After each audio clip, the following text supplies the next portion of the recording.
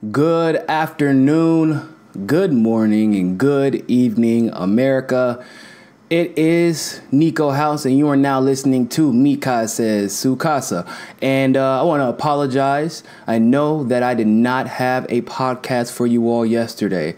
Well, there's a legitimate reason for that. I have fur babies and I was getting them ready. I have two of them that needed to be spayed and neutered. So that's where most of my concentration went yesterday.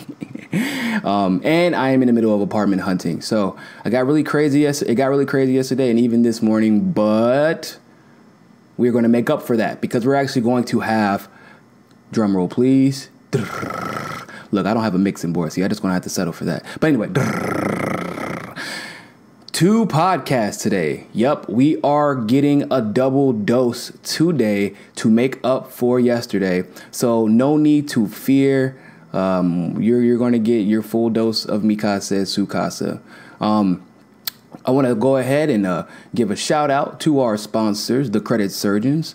I know a lot of you are getting your taxes back. I know you want to go shopping, probably want to go out to eat at your favorite restaurant. I don't blame you, but consider this.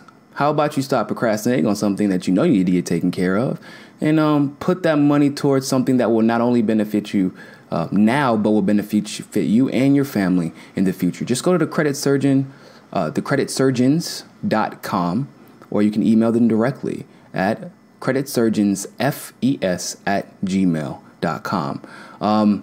Want to go ahead and get that out the way. And also, if you are not donating yet, make sure you go to Patreon and donate to our One Follow $1 campaign.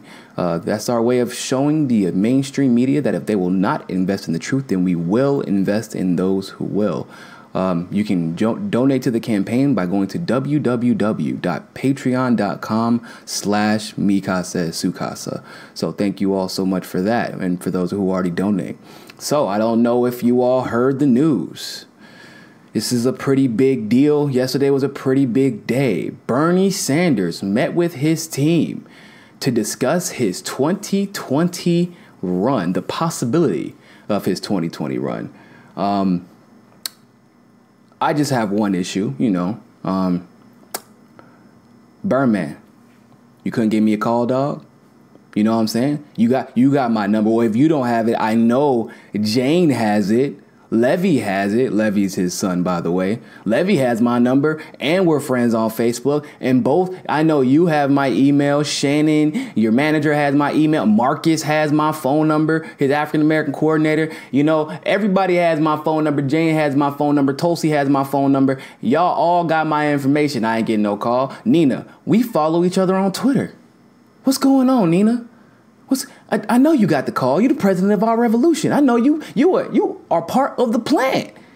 You are the plan to get him elected and to get other people, other progressives elected so that they can endorse him across the nation.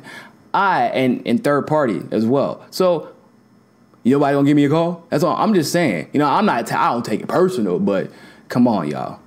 Come on. You got the ringer. You got a ringer out here, okay? Hitting home runs for you in North Carolina whenever I work for you. Give me a call, dog. I need to make sure you don't succumb to any of that nonsense that happened to you last time. But, in all seriousness, I'm sure they're actually going to give me a call eventually. But it is, of course, still really early. But I think that he just wanted to put the world on notice. Now, before any of you say that this may be speculation, it is not at all. Let me go ahead and give you what Levy Sanders said on his Facebook. He said Bernard, which Levy is funny. So every time he refers to his father, he always refers to him as Bernard, which is really funny because he doesn't call him dad out in public usually. He doesn't call him Bernie either. He literally just refers to him as Bernard. So anyway, he says Bernard is taking his vitamins and seriously contemplating a run for 2020. And I do not mean a jog. Ooh. It's looking good, people. It's looking good. So obviously there's a lot to discuss regarding this. And I think that the main thing we need to discuss is people should be prepared to vote for him. I know it sounds crazy. I mean, third party as well.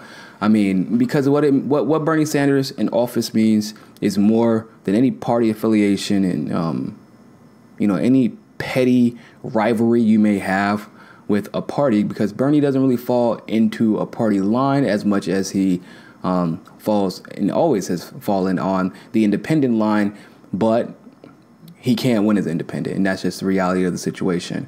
He would get destroyed. He wouldn't even, right? I know it sounds crazy to think of, but I want you to really consider this. He is, we all know at this point, the most popular candidate in the entire nation, right?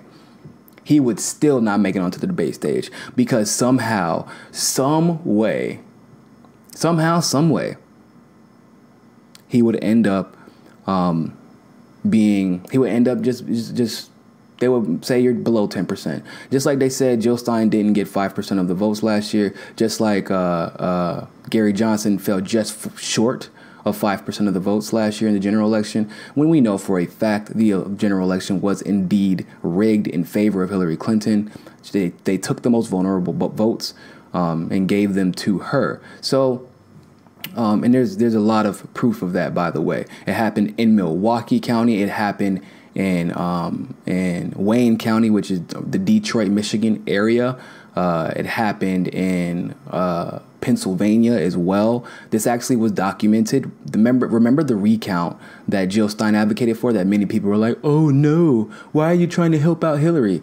It was a ruse. It was a facade, people. She did it because she wanted to prove to people that the Green Party had gotten cheated. There were people in Michigan, candidates in Michigan, which, by the way, the Green Party, their most popular state is probably Michigan. If you would have, I spoke at Jill Stein's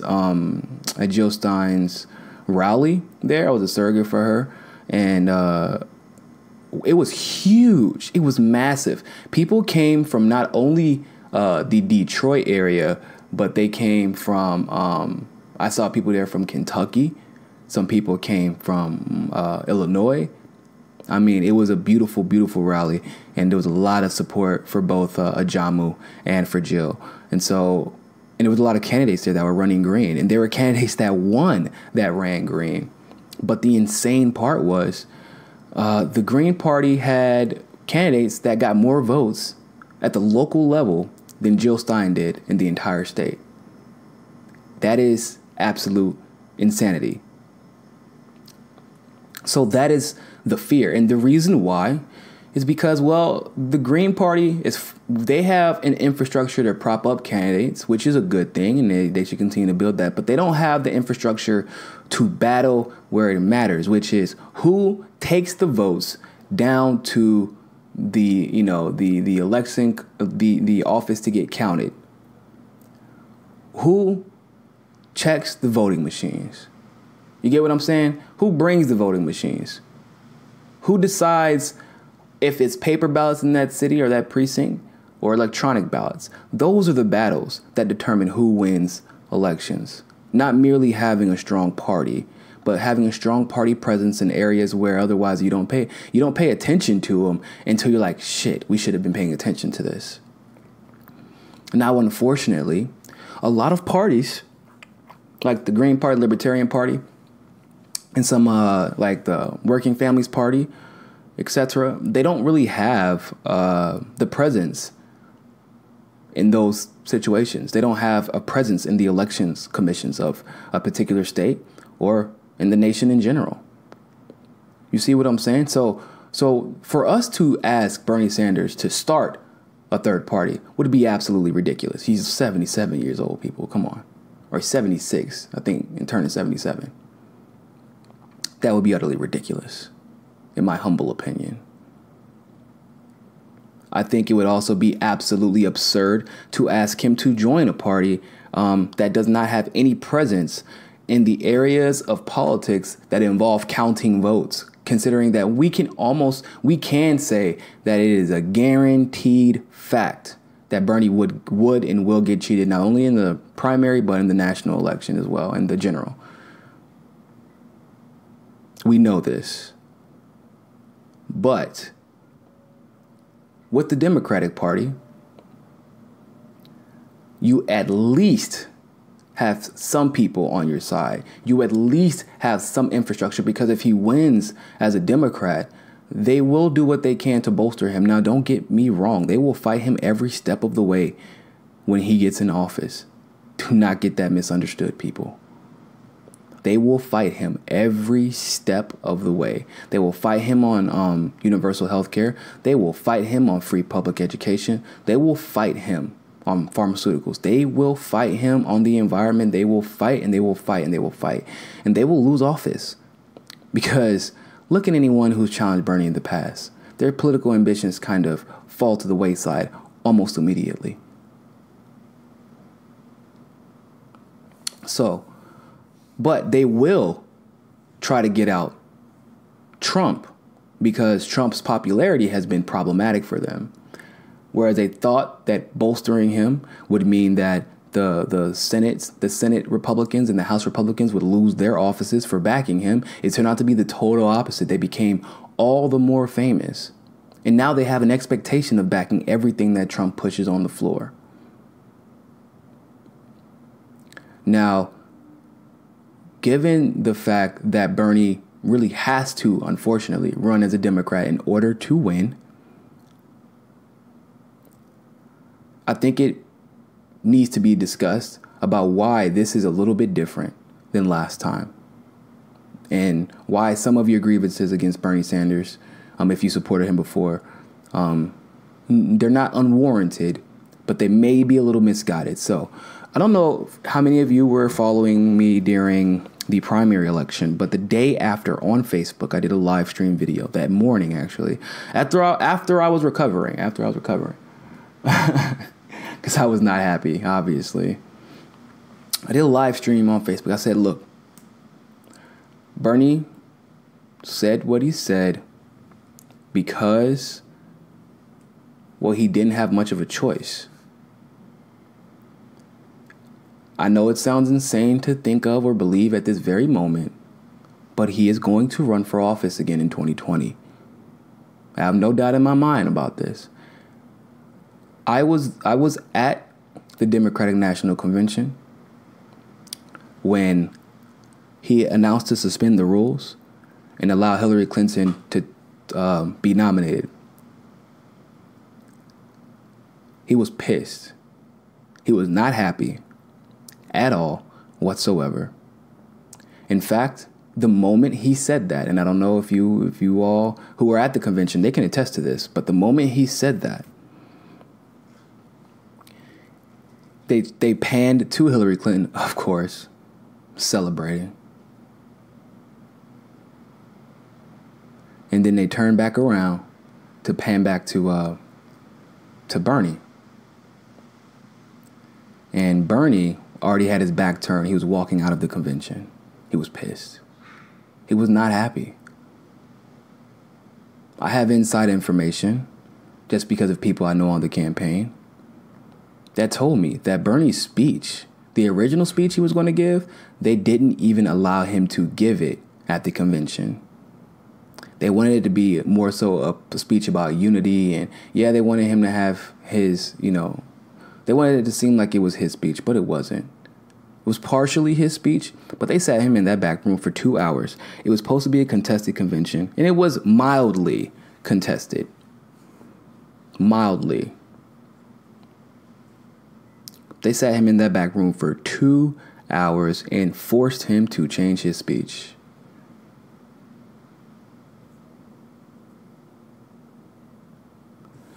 You have to understand that the reason that Bernie did all this was because he knew that, unfortunately, the way that the system is set up currently, until we, the people, change that, he had to use the infrastructure of the Democratic Party. The reason that he would bring up Russiagate mildly, which he hasn't done in literally 6 or 7 months at this point, but the reason that he would bring up Russiagate mildly for all of 3 seconds was merely so he can say, yeah, but Russia is not the reason that the Democrats lost, so don't mistake that for a second. The Democrats lost because they were not adhering to the voices of the people to the wants and the needs of the working class and the 99%. And that's what he would finish off his interviews with. Seriously. He did the same thing with Syria. They're like, well, how do you feel about Assad? Oh, I mean, he's a bad guy. He shouldn't attack his own people. If he's doing it, that's a problem. But we need to stop perpetual warfare, getting in these, what he likes, the word, like quagmires. He likes to call them quagmires in the Middle East. He makes sure that you know the difference. Like, yeah, I may say this, and he may partially believe what he says in the beginning, but he understands that his message, the message that he has been sending, the message that has been resonating with the American people since forever, his message has always been about the working class people, because he knows that if we have access to public education, if we have access to health care,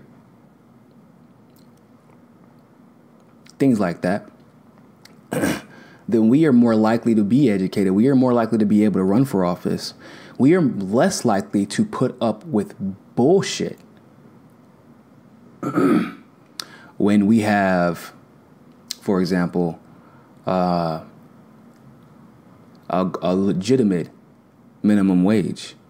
Because obviously you all know when your minimum wage goes up, a lot of other people's wages go up as well. And they cannot pretend like that's an issue. You can't pretend like that's an issue because you have no problem paying your CEO $3, $4, $5 million bonuses, not salaries, bonuses. So clearly paying your workers is not the issue. It's the opportunity that comes with higher salaries that many corporations don't want to deal with. Understand that. But when you have more free time to spend with your children, to cultivate them, because you are making more money, so you don't have to work 60 hours a week anymore. You can take legitimate vacation time. You can take maternity leave. You can take paternity leave. That diametrically affects the way you are able to view the world, to pay attention to your politics. Hopefully it will not make people asleep, but I know people overseas are a lot more educated in politics than the average American is. And it shows in their just day-to-day conversations. It's something that they discuss like over tea or over coffee. And it's not considered some of the social issues can be pretty, divisive, but like it's not considered a taboo topic. The reason that politics in the States is considered taboo is because 90% of the time you are speaking with someone who is uneducated holistically about what they are talking about. And it's based off of something that their family said, not any facts, but their family and their social background.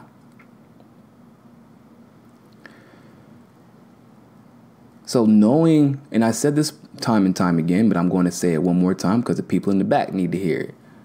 Knowing what we know about Bernie Sanders, we know that his history is he doesn't run for office once.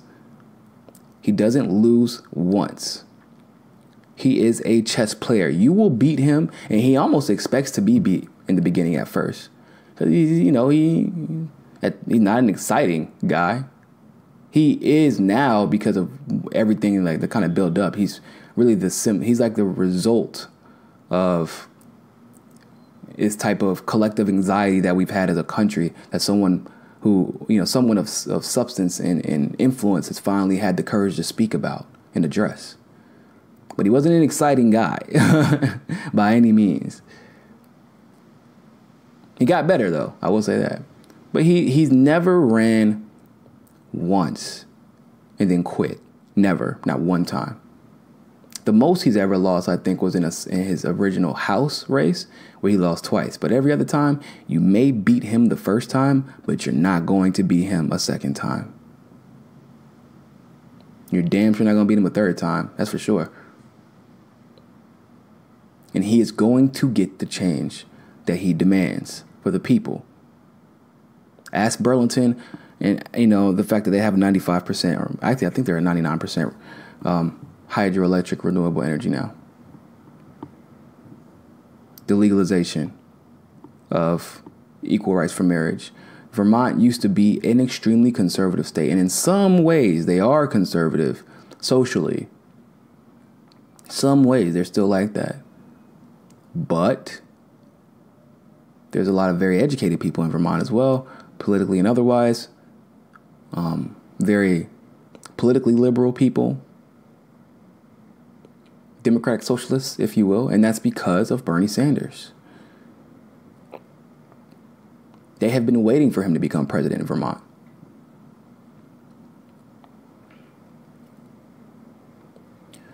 What Bernie Sanders means to the culture of politics is immeasurable. If he wins, it will restore some faith in our democracy. I know a lot of people are like, they're going to do him like they did him last year. They will try. Make no mistake about that. Obama was like clearly part of the deep state thing as well, but they tried to cheat him for Hillary. And it's not because some of them did dislike Bernie because he wasn't a Democrat. But a lot of people just wanted the guaranteed jobs that Hillary Clinton promised them. They wanted the funding that the DNC promised because the DNC backed Hillary Clinton. Why? Because Debbie Wasserman Schultz backed Hillary Clinton. Donna Brazile backed Hillary Clinton. What's the guy? Howard Dean backed Hillary Clinton. And so all these people who were intricate pieces to the Democratic National Committee backed Hillary Clinton. So those are the ones who determined, how and who got the funding. So of course they were going to back Hillary Clinton. Hillary Clinton had been running for 8 years. That's one thing I discovered during my investigations with Jan Pack is that she was running for a very long time, people. Seriously.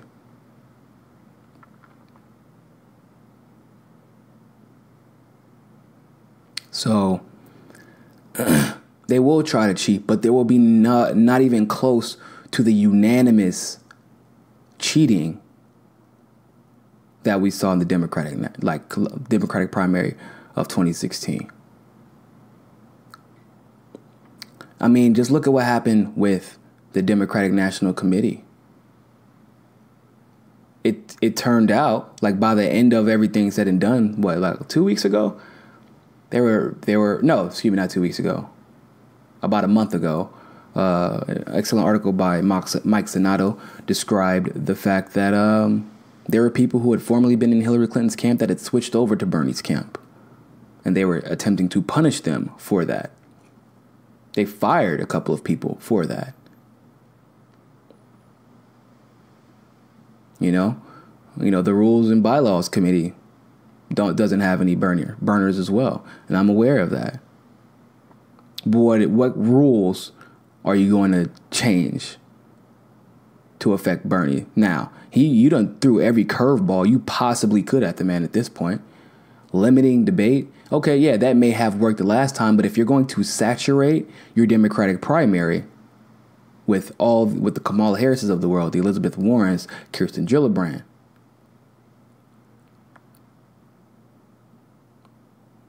Cory Booker, you can't do 6 debates now. Because who's the most popular candidate? Bernie. He doesn't need 25 debates at this point. Now he just needs 2. He doesn't even need to debate y'all because we know where he stands. We know he's still the most popular candidate in the nation. We've seen the crowd sizes. He is still going to be that guy.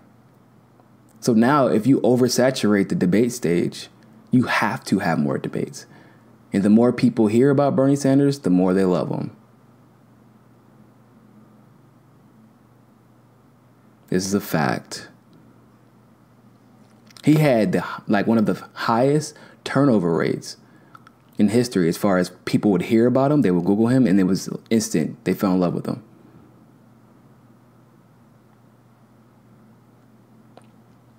The hit pieces will come. The hate will come from both sides. Yes, we need a third party to be able to run eventually. How are you going to get that done with the duopoly going out of its way to ensure that you can't have your voices heard via voting? You can't have them heard in the elections commission.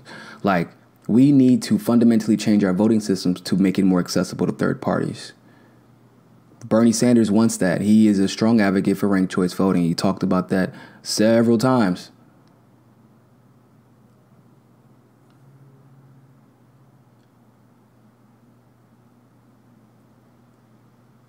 But I'm interested to know how you feel about this.